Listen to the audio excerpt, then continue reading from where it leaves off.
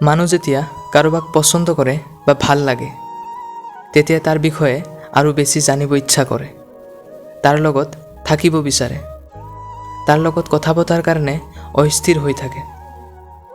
ভাল লগা বা পচন্দ চিৰস্থায়ী নহয়।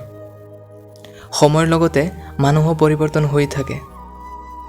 যিমান বেছি জনা হয় সিমান বেছি আগ্ৰহ কমি আহে, যোগাযোগ কমি দূৰত্ব বাঢ়ি যায়।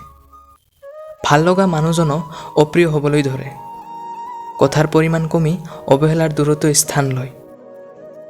ইনবক্সত সেউজীয়া আলো দেখা পালেও মেছেজ কৰা নহয়। অপমান আৰু অৱহেলাত পৰি থাকে অপেক্ষাবিহীন।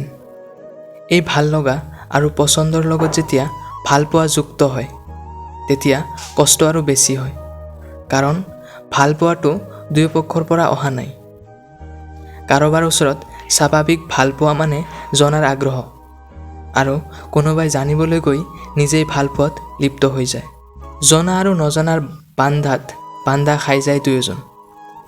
এজন জনাৰ পিছত অপ্ৰিয় ঘোষণা কৰি গুচি যায়, আৰু এজন প্ৰিয়জনক হেৰুৱাৰ বেদনাত নিস্তব্ধ হৈ থাকে।